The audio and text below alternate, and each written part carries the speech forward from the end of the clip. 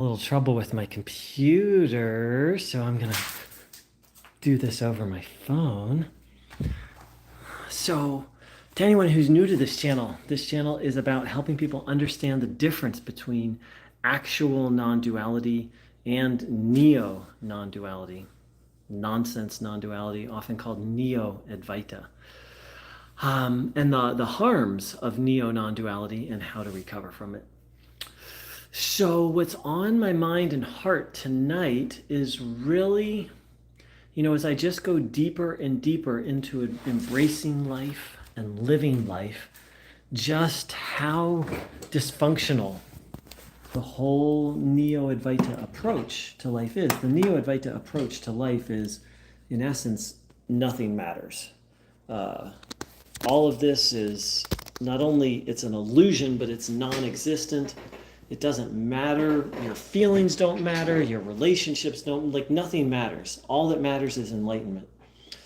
And then it through that philosophy and then through the practice of self-inquiry for people who aren't ready, it basically teaches dissociation. And so that's kind of like the theoretical background. So, I've been doing some really deep healing work, not just healing from Neo-Advaita, but of course you could say growth work. And I realized that there's a year of my life that I've really literally dissociated from, an entire year. And I'm a very self-reflective person, and I've thought a lot about the arc of my life, and I've even reviewed the history of my life, but I've literally skipped over this 1 year. And that came to me as I was doing some really deep healing work. And now as I've begun to unpack that year, every time I start to think about it, I get intense anxiety, huge overwhelm. And so that lets me know to go slow, but also lets me know that there's some things there. And I'm starting to get a sense of what those things are. So what does this have to do with recovery from Neo-Advaita? Well, what I've realized is that before one walks the traditional non-dual path, or before one practices self-inquiry, you have to be a very balanced emotional person. And that's just not just my realization. Traditional teachers teach that as well. Swami, let's think if I can remember his name. I'm sorry, off the top of my head right now, it's not coming. One of the most famous non-duality swamis of the, it's horrible that I can't remember it right now, but please forgive me, of the 20th century, said that before you really walk the non-dual path of practicing self-inquiry, of contemplating non-dual philosophy, you really there has to be a certain maturity. One has to be a really mature being. And there are various preparatory practices, which I've talked about before. But those get completely skipped in Neo-Advaita. Another expression of this, as I've shared many times, is Ramana Maharshi said that you have to have a primary sattvic mind before practicing self-inquiry. So a primarily sattvic mind is a mind that is primarily at peace, doesn't really want things, doesn't get easily upset. It's just chill, ongoing chill. Let's see, I'm getting a few comments. Hi, Jason. Hello, hello. So, and someone that has primarily resolved things from their past. So let's circle back to this example of myself, where there's this entire year of my life that I've literally forgotten and suppressed. So in order to do that, suppression has to be maintained, right? So there has to kind of be doing things to distract yourself, doing addictive behaviors, or zoning out, scrolling on the phone in order to sort of suppress pain or suppress memories. It's like you have to be doing other things to keep it down.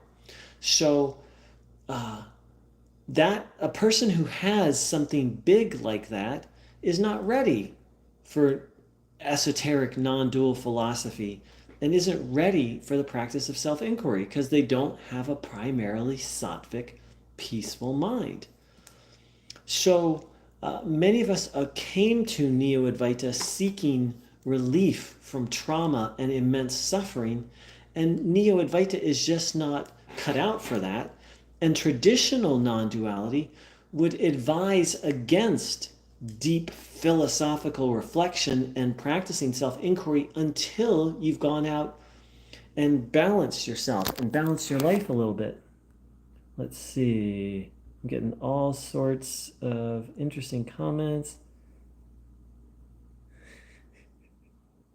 Oh my gosh, I've even got people speaking in other languages. How interesting. Um, so, um, and so what I've realized is that Neo-Advaita completely dissociates from the relative and completely not only does it downplay, it teaches people to dissociate from the relative.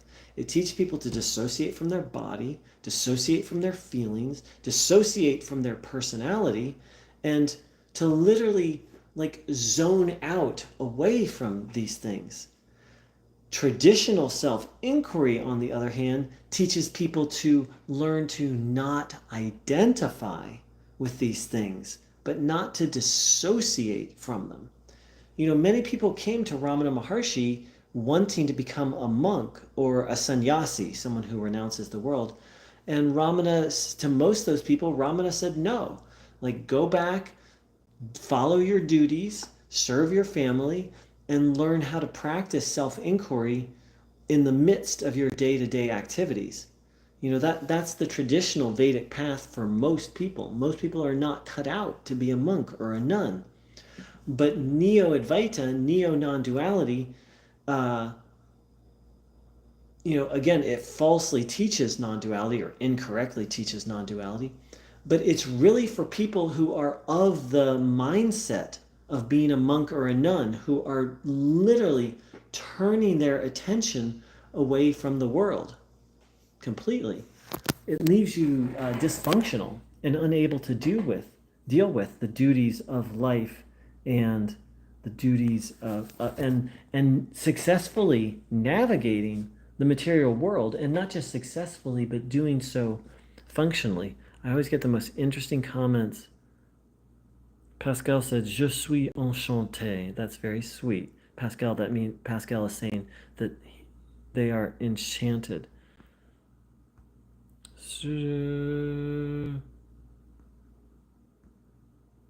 God morning. Hello, hello. Thanks everyone for saying hi. A few of the comments are, I'm not going to read them all. One of them is kind of obscene. But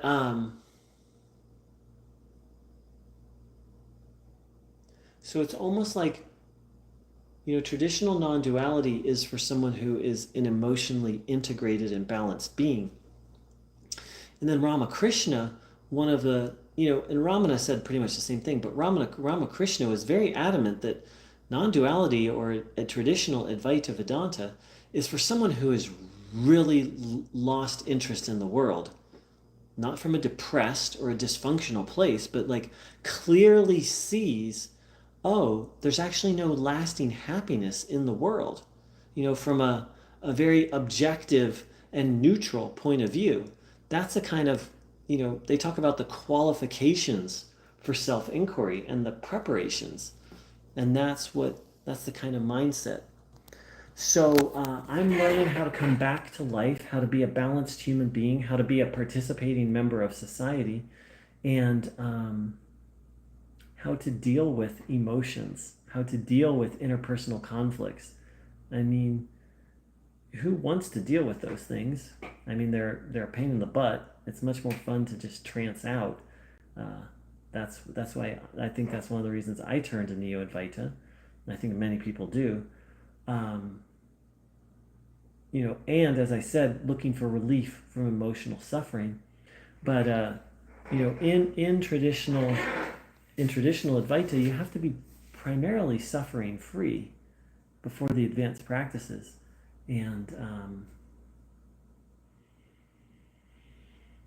yeah, I think that's everything I have to share today. Thank you so much to everyone for the interesting comments. I don't know if you guys can see the comments. I think they're only visible while the live is going on, but it's always interesting when I do these lives from my phone. And so I think I'll just close with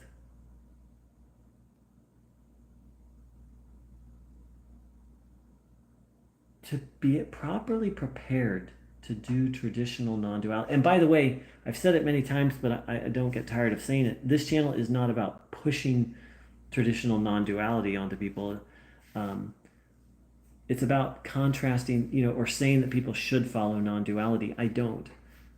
This is about recovering from fake non-duality. And to do that, we have to learn a little traditional non-duality. So to really be properly prepared for, you could say, the absolute, or for what actual non-duality has to offer, you got to be really good and really skillful at navigating the relative. You got to be balanced at life and able to, in Vedic terms, they call it discharge your duty, meaning to skillfully attend to the things that are in front of you, right? Because Neo-Advaita leaves you completely unequipped to do that. But the nature of life and the nature of society, and not just modern society, but any society, is that we have duties. We have obligations. We've got family obligations. We've got bills. We've got work. We've got relationships. And those things, only a monk or nun turns away from those things. The rest of us need to learn how to skillfully do those things. And that's actually taught so that it becomes a part of the path to address those things as service. That's what the real meaning of karma yoga is to do your duties, and to attend to your societal obligations and your relational obligations as a form of service to God. Very, very different from what Neo-Advaita teaches. So thank you everyone for joining in and for watching the replays. Thank you everyone for such intriguing comments. Oh, how about that? All razzle dazzle. One of the comments says, a mountain lion. How about that? All razzle dazzle and hurting no one. I don't know if they're talking about me or not. One of the comments said, I can't. I'll read it. One of the comments says, no Vaseline. No Vaseline, no donut. I don't exactly know what that means, but it sounds kind of vulgar. Bonnet, yeah, let's see if there's any other comments. Someone said, hello, dead. I think they meant hello, dad. And then a Russian comment I can't read. All right, beautiful beings. Thank you so very much for dropping by. Thank you for the intriguing comments. And I wish everyone a beautiful, beautiful day. Take care.